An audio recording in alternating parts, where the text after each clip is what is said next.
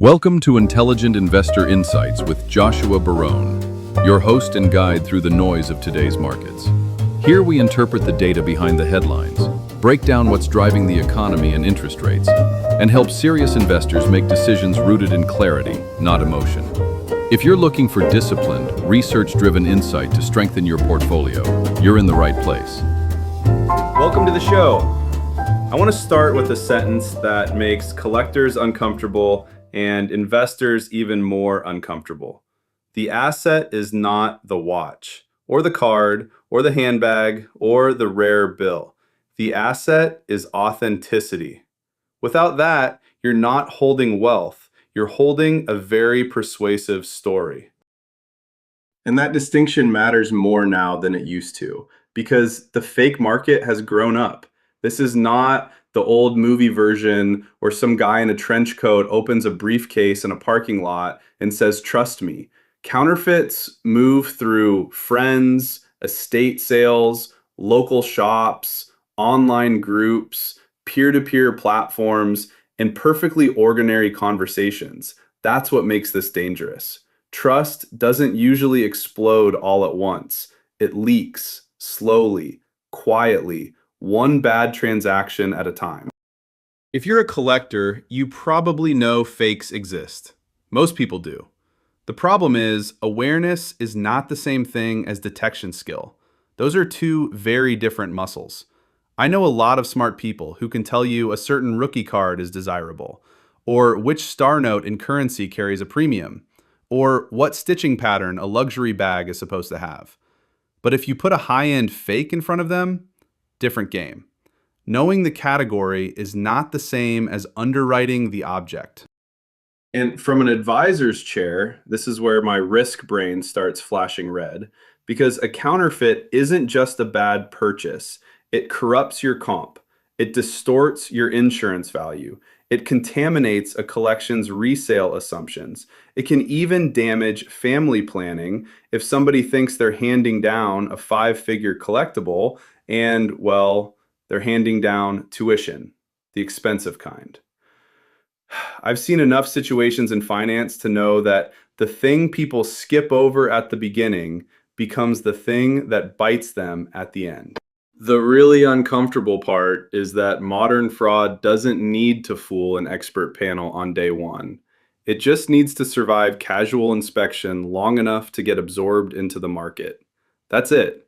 If it can pass a photo listing, a quick in-person glance, maybe a seller saying, "I got it from a guy I trust," that can be enough to move real money. And once it changes hands a couple times, provenance starts getting written backward.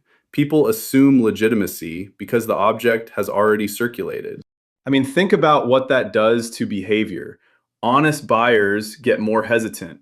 Honest sellers get more defensive. Local shops have to second-guess inventory. Communities that used to run on handshakes now need microscopes, databases, and legal disclaimers, which really takes the romance out of collecting. Nothing says childhood joy like forensic examination under magnification. But that's where we are. The article's big warning is simple. The fake that looks right can still be worth nothing. And if you're treating collectibles as an alternative asset class, even partly, even casually, then looks right is not a standard. It's a trap. The reason this keeps working is that counterfeiters have moved past crude imitation. They're not always making fake objects from scratch in the dumbest possible way. Sometimes they're modifying real things. In trading cards, one example is the rebacked card, where authentic material gets combined, altered, or rebuilt, so the card presents as something rarer and more valuable than it really is. To a casual buyer, it can look clean, centered, old, and totally plausible. That's the problem. Plausible is all fraud needs. Paper money has its own version of surgery. The article gets into star notes and serial number manipulation, where counterfeiters exploit the fact that collectors pay premiums for replacement notes or unusual numbering. So instead of just photocopying currency like a cartoon criminal, they're targeting the exact features the market rewards. That's a smarter crime. It's not make a fake bill, it's manufacture a premium. Big difference. And then you've got luxury super fakes. These things don't just copy the logo and call it a day. They mimic the obvious stuff: color, hardware, texture, weight, packaging. And then they start reaching into the secondary details that used to separate real from fake: stitch count, font spacing, interior labels, dust bags, serial presentation. At some point, you're not buying a handbag, you're running an intelligence operation. This is why the article leans on the ISO 12931 model. And I think it's useful because it gives you a system instead of a vibe. 3 layers: overt, covert, and forensic. Overt features are the visible cues anybody can inspect: the hologram, the finish, the print quality, the obvious branding markers.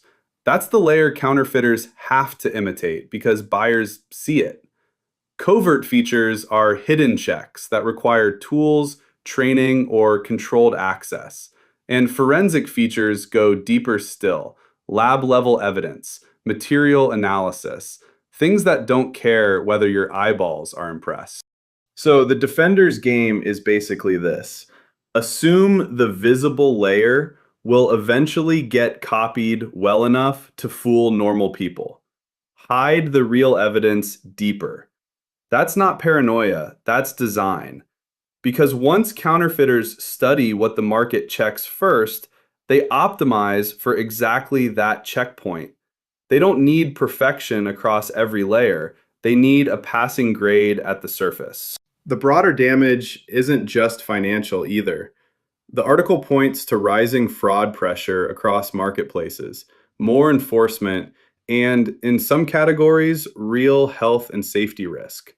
That's easy to forget when you're thinking about collectibles, but counterfeit systems don't stay politely inside one lane. The same channels that move fake luxury goods and altered memorabilia can move products that touch skin, enter homes, or affect physical safety. Fraud is rarely a tidy little niche business. And marketplace incentives can make it worse. Fast listings, fast flips, thumbnail photos, social proof, urgency, all of that compresses the time available for inspection, which is wonderful if your business model depends on nobody slowing down long enough to ask annoying questions like, wait, should this edge look like that? Casual inspection fails because it was designed for a world where fakes were clumsy. We do not live in that world anymore. Here's my practical takeaway as an investor. Authentication is just due diligence wearing a different hat. That's it. If you wouldn't buy an apartment building without inspecting the roof, the leases, the plumbing, and title, why on earth would you wire real money for a collectible based on vibes, flattering lighting, and a seller bio that says trusted? My father would have whacked my knuckles for that one. Third-party grading matters for exactly this reason. So do tamper-evident holders. So do documented chains of custody. These are not decorative add-ons for obsessive hobbyists. They're trust infrastructure. A graded trading card in a sealed holder, a verified note, an authenticated luxury item with strong provenance. Those often command price premiums because the market is paying for reduced uncertainty. And reduced uncertainty is not glamorous, but it is investable. I actually think this is where a lot of otherwise sharp people get themselves in trouble. They assume knowledge of the category gives them permission to skip the process. I've handled a lot of these. I know what real leather smells like. This cereal looks fine. Maybe, but process is what saves you on the day your confidence outruns your competence.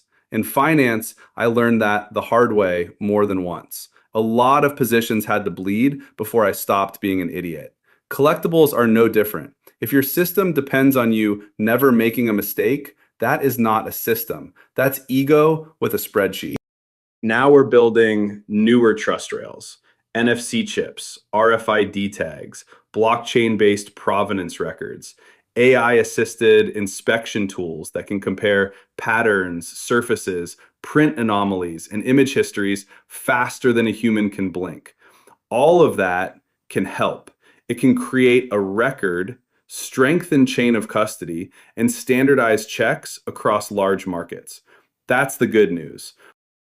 The bad news is fraudsters get technology too. Same with AI. If you can use machine learning to detect anomalies, somebody else can use it to generate cleaner fake listings, synthetic provenance, altered photos, and scale deception across platforms. So technology doesn't end the game, it just moves the game. That's worth sitting with. Which brings us to the article's real thesis, and I think it's exactly right. Vigilance is now part of the cost of participation, not optional, not for the paranoid, just part of the ticket price. The edge does not belong to the person with the hottest take or the best gut feeling or the friendliest seller relationship. The edge belongs to the person or the institution that can verify, document, and repeat the process every single time. So if you're in this market, ask yourself one ugly little question. Do you own a system for trust, or are you renting confidence from your own intuition? Because one of those compounds. The other one eventually gets sold to you in a very nice box. Thanks for listening. Thanks for joining Joshua on Intelligent Investor Insights. If today's discussion raised questions about your portfolio strategy, risk exposure, or how to navigate this late-cycle environment, we invite you to connect with us. We work directly with investors who want data-driven guidance, institutional-level analysis, and a partner in building durable wealth. Reach out to start the conversation with a member of our team, Robert, Joshua, Andrea, Mike, or Eugene, and take the next step toward becoming a more informed, confident, and resilient investor. Until next time, stay rational, stay disciplined, and invest with intelligence.